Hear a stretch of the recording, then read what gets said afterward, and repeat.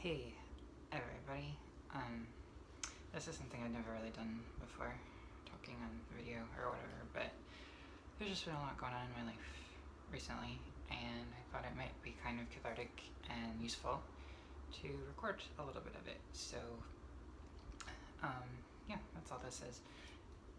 First note is I fell over last weekend in my kitchen and cut my face really bad. I bit through my lip and had to get 4 stitches on the outside and 4 on the inside, and they just took the stitches out yesterday, so that's why I look really gross. But anyway, actually the really main reason that I'm making this is because in just about 3 weeks I'm going to be getting my facial feminization surgery, or FFS, with Dr. Javier Luis Rossi in Buenos Aires, Argentina, where I have never been, and I'm kind of terrified about it, and it's a really big deal, and really excited, but really scared. And during the process of making decisions and research and trying to not go crazy about it, I have read so many people's first-hand accounts of having the surgery, and seen tons of videos that I thought were just really brave and awesome and nice and have been really, really useful for me. So I wanted to document my thoughts a little bit about that whole process. And also, honestly, I mean, just like so much crazy stuff is going on in the world right now. That's kind of depressing and overwhelming, and it's having a huge effect on my mental health. So this is my desperate attempt to get some ownership of that. And like I said, I'd never really spoken in front of a camera before, so sorry if this is really hard to listen to. I'm gonna try to edit it, probably. Okay, so I assume mostly people who are gonna end up seeing this, because I'll probably just like put it on Facebook and maybe Reddit or something, are people that I already know. But if not, my name is Haley, and I live in Austin, Texas, and I am a 25-year-old trans woman. Yeah, I don't know. I work at a law firm. It's pretty boring. And I'm a musician and stuff, and I started transitioning about 3 years ago. More than 3 years ago now. 3 years ago, last August, so like 3.5 years I've been on hormones and everything.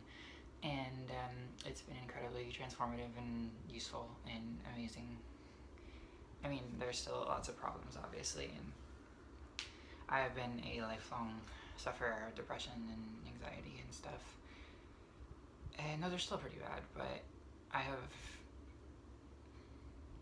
don't know.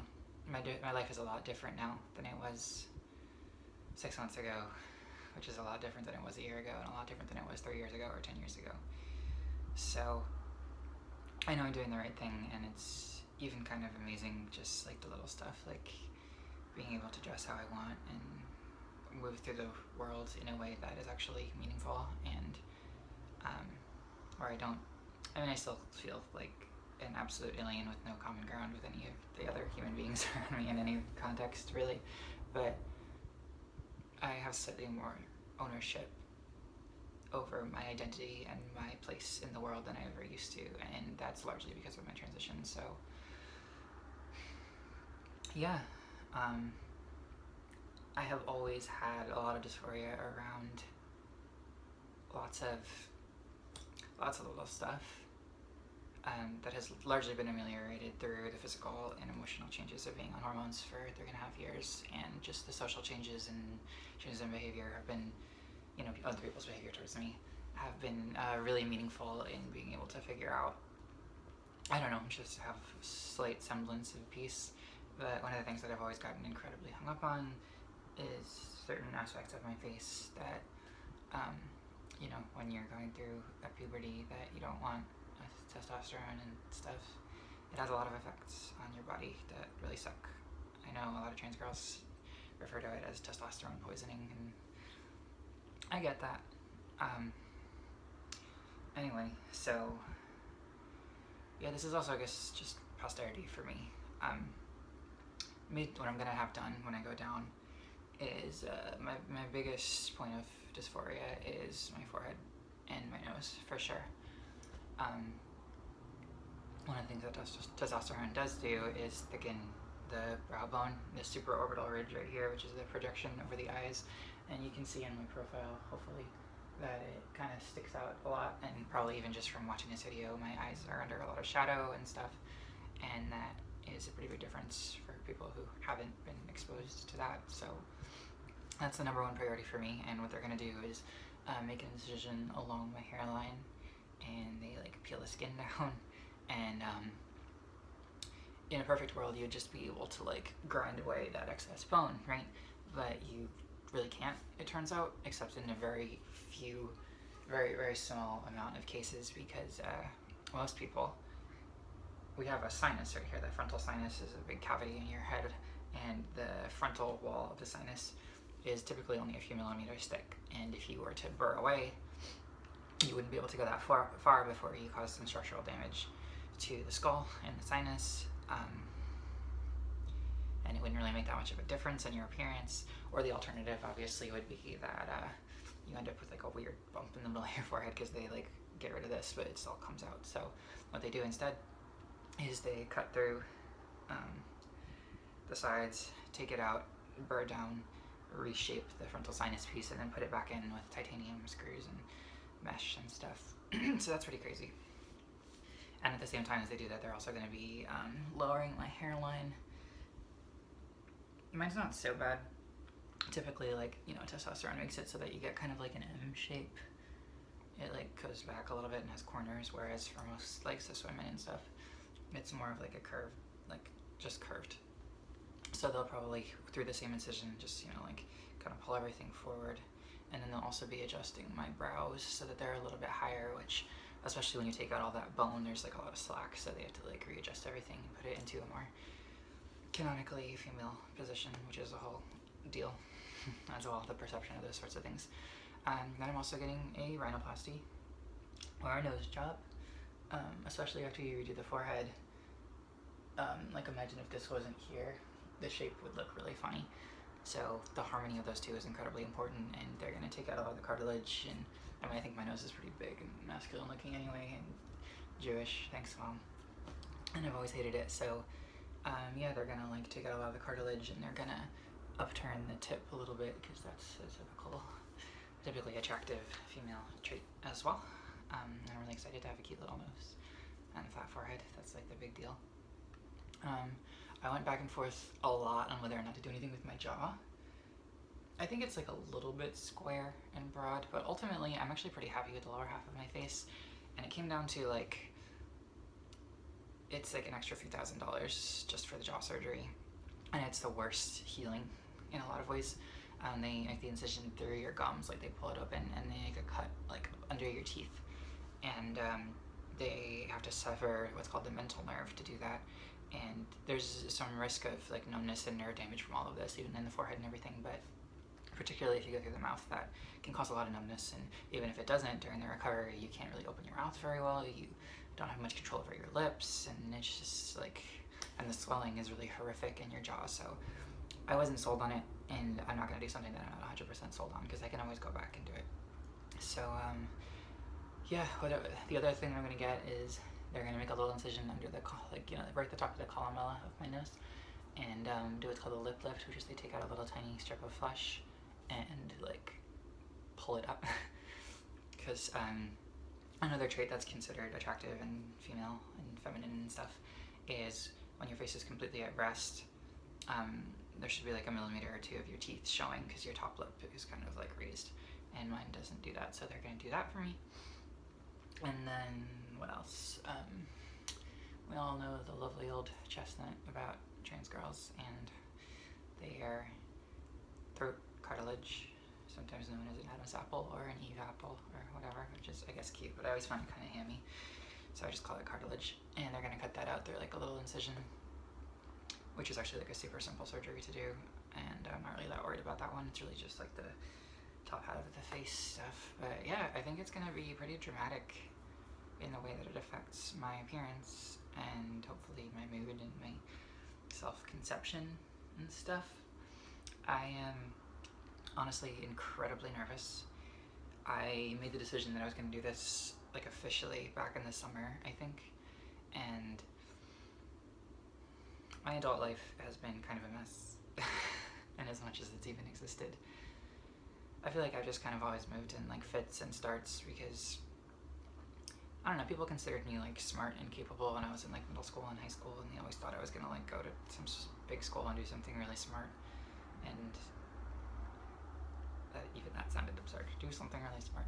But I don't know, I just was never happy, and I kind of stumbled through a lot of really important critical periods of my life. I kind of feel like I didn't have a childhood in a lot of ways, and the only reason I went to the college that I went to, NYU, I'm from the East Coast originally, I followed my girlfriend at the time there in a desperate effort to make our relationship work, and it didn't. That's a whole story as well. So I'm sorry. I know I'm gonna be rambling this whole video because it's mostly for me, I guess, but maybe it'll be helpful for some people, or at least I'll be able to have like a video diary when I go back and when I'm a swollen monster in a month. Yeah, so what was I saying? The point of all those anecdotes was to say that, like, you know, by the time I graduated college, I still had no idea what I was doing. I had a degree in linguistics, which was kind of just an accident because I didn't know what I wanted to do with my time. And I was dealing with a lot of emotional stuff, and I started transitioning, like, just as I got out of college. And I spent a year not working and hiding in my apartment and not wanting to go outside, and then I worked for a year in New York and then came here, and I've been working since. And yeah, so I mean, a lot of my peers are like 4 or 5 years into like actual careers and are making money and like doing things, and it can be really hard to see that they're doing so well and they have families and they're happy, and like I'm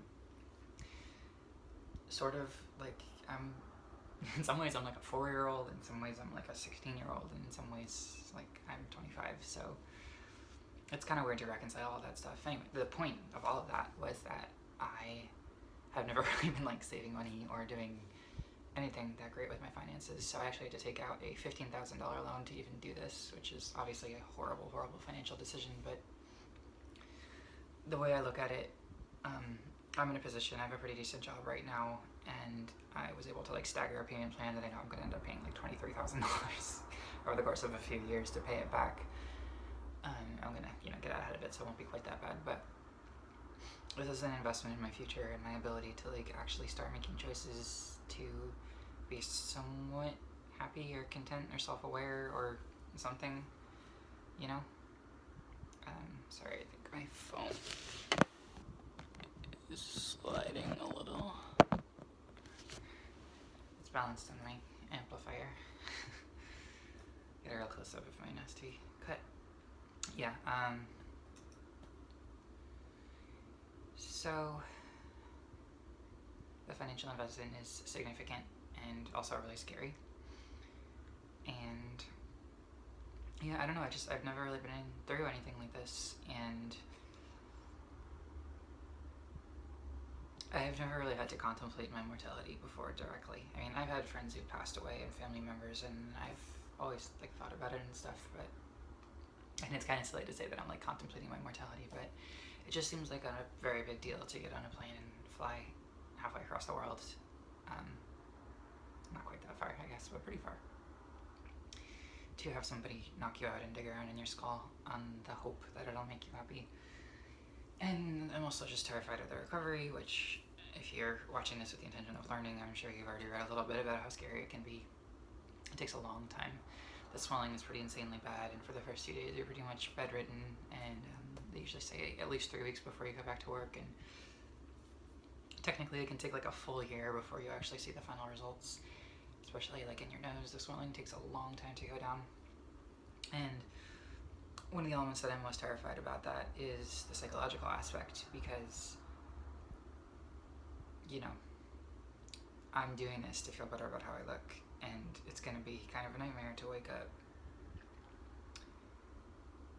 in a hospital wrapped up like a mummy and swollen and bruised and unable to see the shapes underneath. And, you know, like I said, I already suffer from some depression, and people talk about this phenomenon of post-surgery depression as if it's a very real thing that you really have to be aware of. So I am not really looking forward to that aspect of it, but my boyfriend Nick is coming down with me, and then he's gonna leave after a week, and my parents are gonna come for the rest of the time. And one of the reasons that I picked Dr. Rossi is because I did a lot of research, and people are just super happy with his bedside manner and his follow-up. And he has this assistant named Amanda, or she's not an assistant, she's like the practice manager, and she's the one I've been speaking to, and she is just really great and really puts my mind at ease and makes me feel good about the decisions that I've made.